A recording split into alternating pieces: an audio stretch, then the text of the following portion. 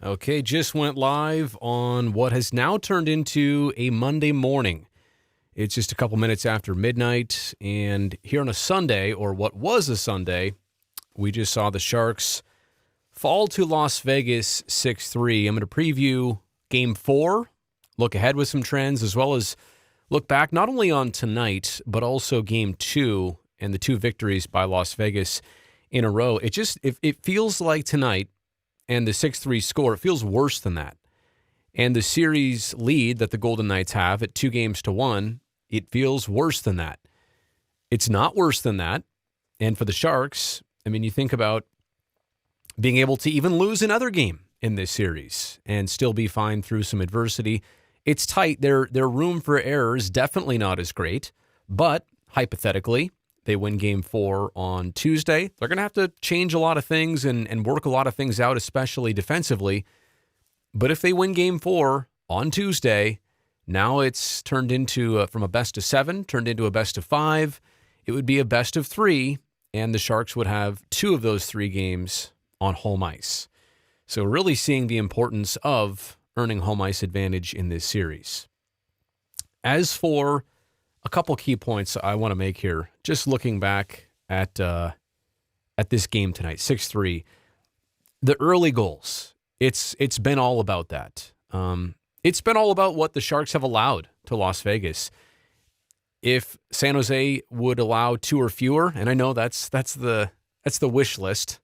That's a lofty aspiration, I realize that, but they would have won Game 2 because they scored 3 times, and they would have even won tonight because they scored 3 times. They just allowed 6. So a lot of this comes down to defense for me and the timing of goals. Also this, you think about Game 2, the Sharks lost by 2. They allowed 2 shorthanded goals. In tonight's game, they lose by 3, and they also allow 3 first minute of the period goals. I was trying to figure out how to say that clean on television in our post-game coverage, describing the opponent scoring in all 3 first minutes of periods, because how often have you ever seen that? Regular season, playoffs, professional hockey, youth hockey, college hockey, amateur hockey. I mean, there's not a level where this is common. And the bigger point for the Sharks and the more disturbing trend is that in the, let me see here, 17 times all time, right? 17 times going back to the beginning of last regular season, these two teams have met.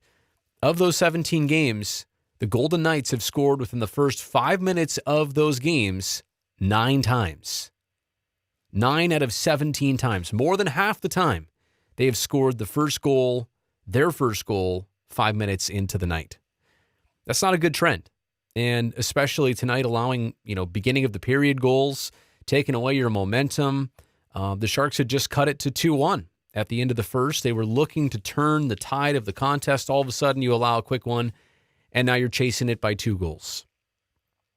Almost to the point where it was unbelievable to look back at the timing of these goals. But going to this series, like I said before, the Sharks are down 2-1. There's nothing you can go back and change about this. You can only learn from it, move forward, hopefully adapt to it. But I think if the Sharks are going to get out of this series and advance past this round, it's their defense tightening up. And we can sit here and have, once again, the goalie versus team defense conversation. What came first, the chicken or the egg? But I think you saw a couple times tonight a little bit of both. I think you saw some defensive miscues, which allowed for wide open grade A opportunities and odd man rushes.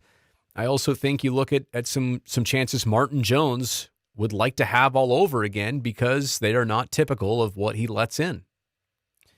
And I'll get to the goalie situation in just a second.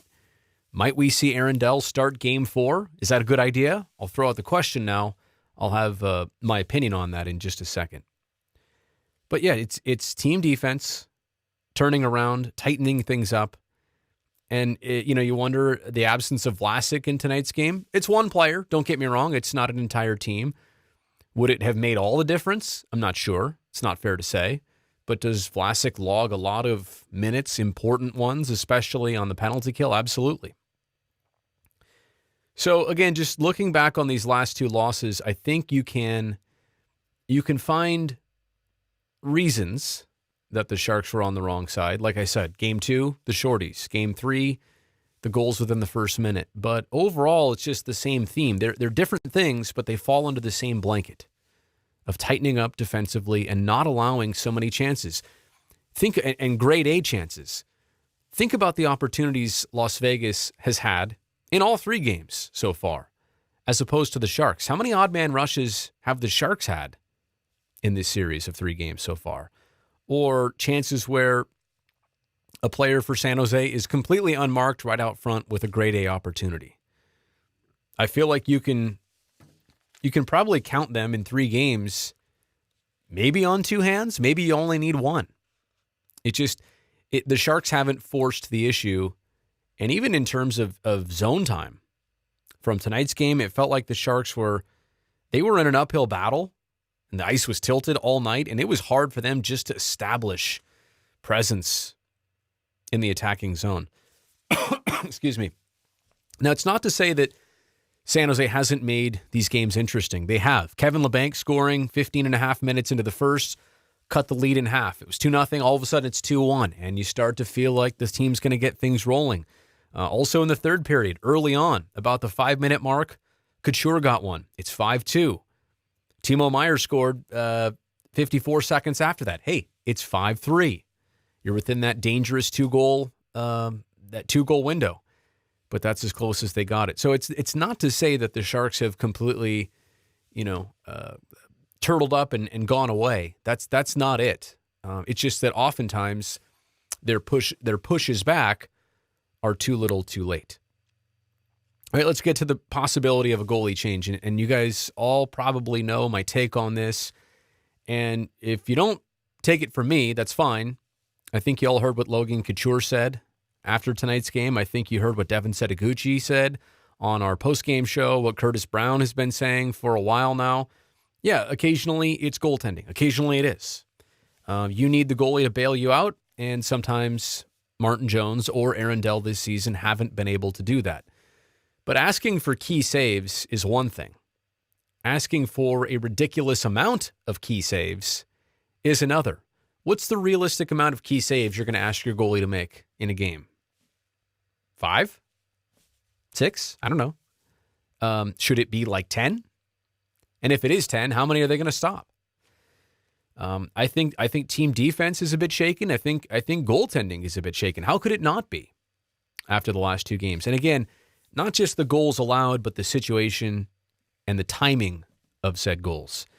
If it's me, and the Sharks have already lost 2 games, I'm still looking at Martin Jones for Game 4.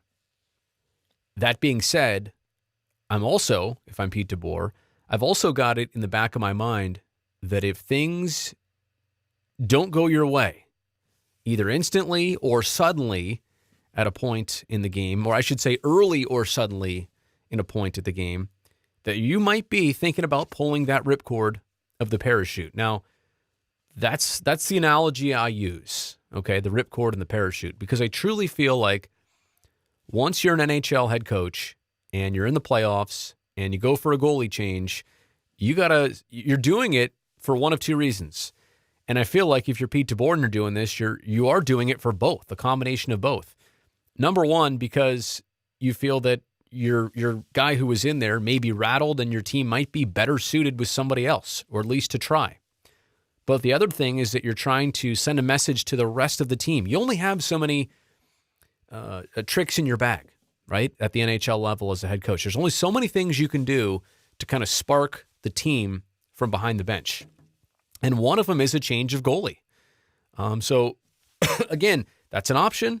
It's something that you can't flip-flop and go back and forth. You can't say, all right, Dell finishes game 4. You still lose. Let's go back to Jones, starting a game 5. It doesn't make a lot of sense at that point. Then there looks like indecisiveness. You gotta be decisive and go with the best opportunity and send a message. So again, my early take, and maybe DeBoer will address this on Monday. Maybe he'll even have an announcement on Tuesday. I doubt it. But I would expect Martin Jones to get the next start. After that, I think it's all dictated on his performance in Game 4. During it, looking back on it, and again, you only get one opportunity to pull the ripcord of a parachute, and that's it. Then the parachute's open. You don't get to stuff the parachute back in its casing while you're trying to get out of this free fall and then try and have it come out again. So that's my thought on the goalie situation, is that, it's something you got this far with Martin Jones, and I get it. There are struggles back and forth between looking at how every single goal was scored now, because you're trying to figure out a way to prevent this from happening. And on that note, I'm not going to give his whole plot away, because I know it's something Curtis Brown is working on for our next pregame show, Sharks Playoff Live on Tuesday evening. But it's a look at all the Las Vegas goals and how they scored them. Yeah, sometimes the Sharks have a defensive issue where they're out of position, or it's a missed assignment, or it's an odd man rush.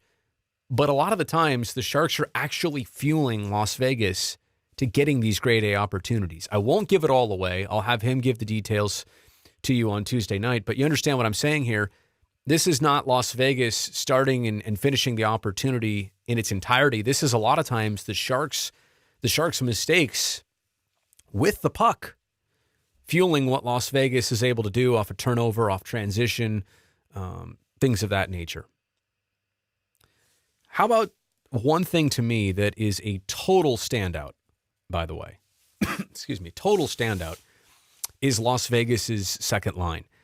Last year it was their top line, which still technically, I suppose, is their top line in name, and also what they did during the regular season. I'm talking about Wild Bill, William Karlsson, centering Jonathan Marchessault and Riley Smith.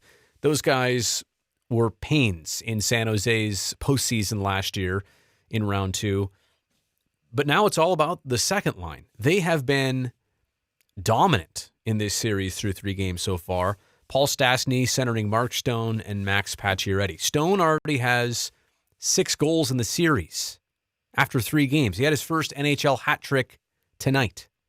Not his first ever playoff hat trick, because I think he's only played 30 NHL playoff games. His first NHL hat trick ever. Goals 4, 5, and 6 on the second season, all in one night. Not to mention the other 2 that Stastny potted, and Pacioretty got one on the power play. I mean, he's been a part of a lot of scoring plays.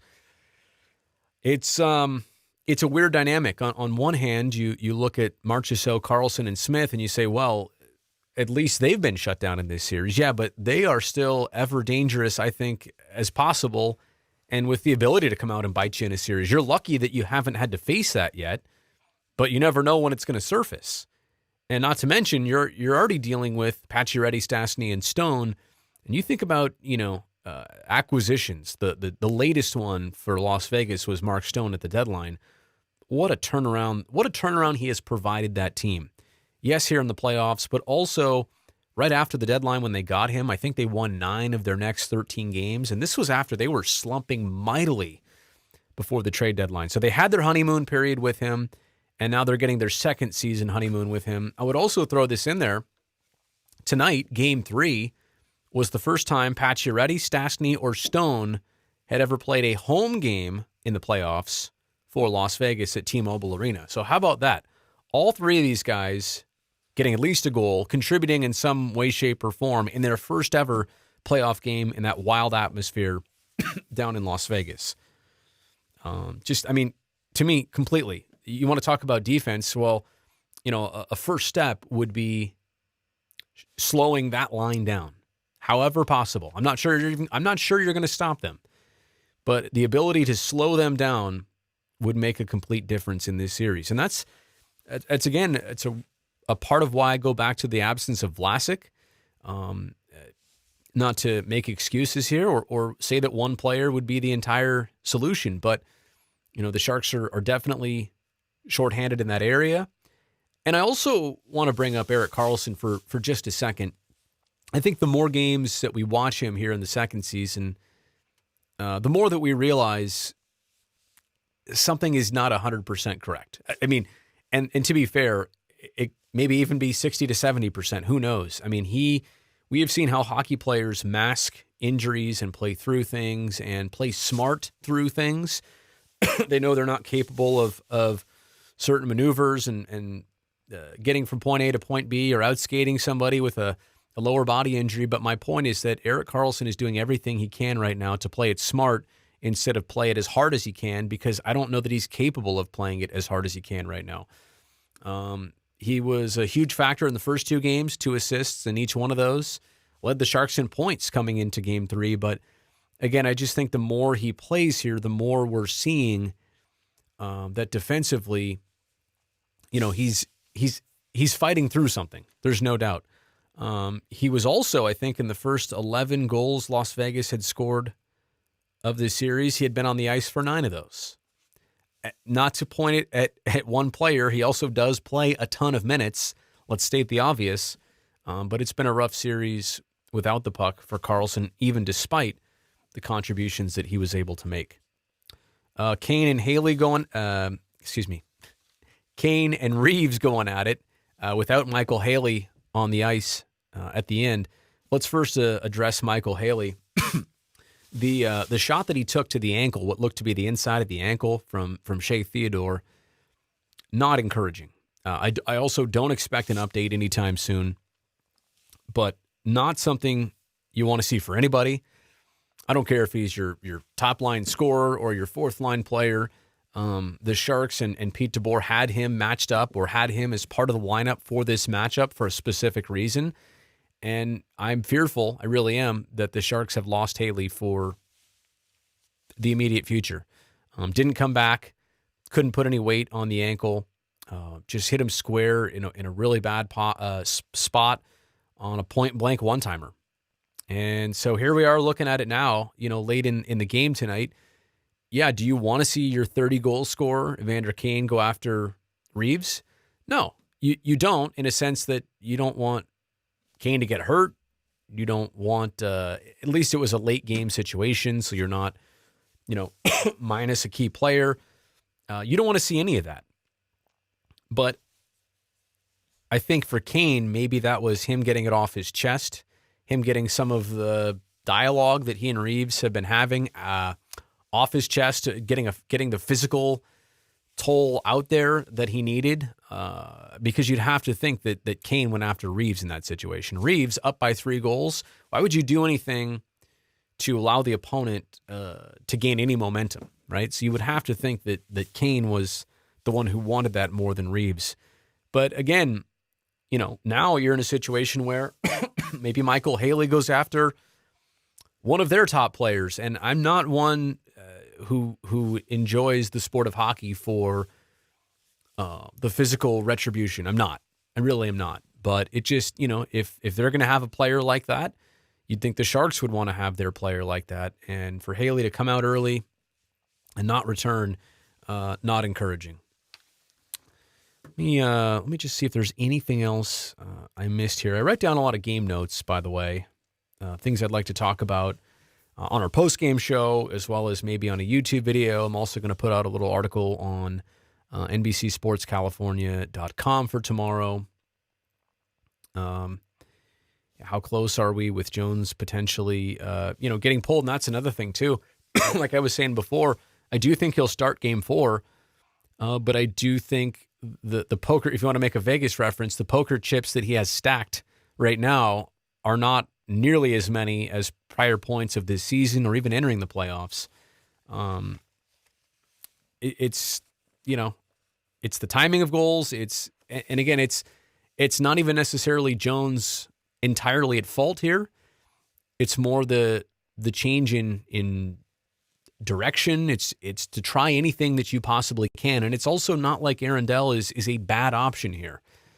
It's not like you're going to go with somebody that you don't have a similar confidence in.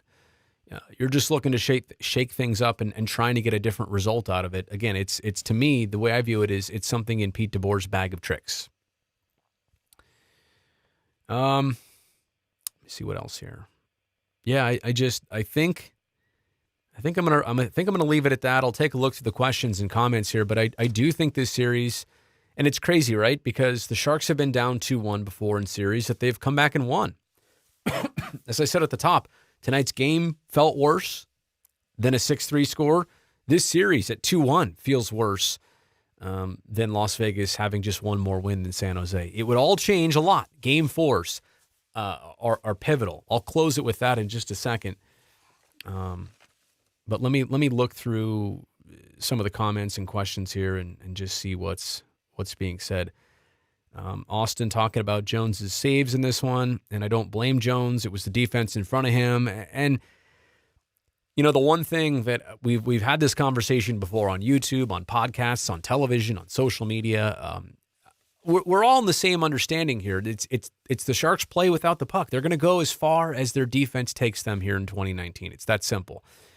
But to me, to think that your last line of defense is always the bailout, it's not how I operate. It's not how I don't think a lot of other people are seeing this.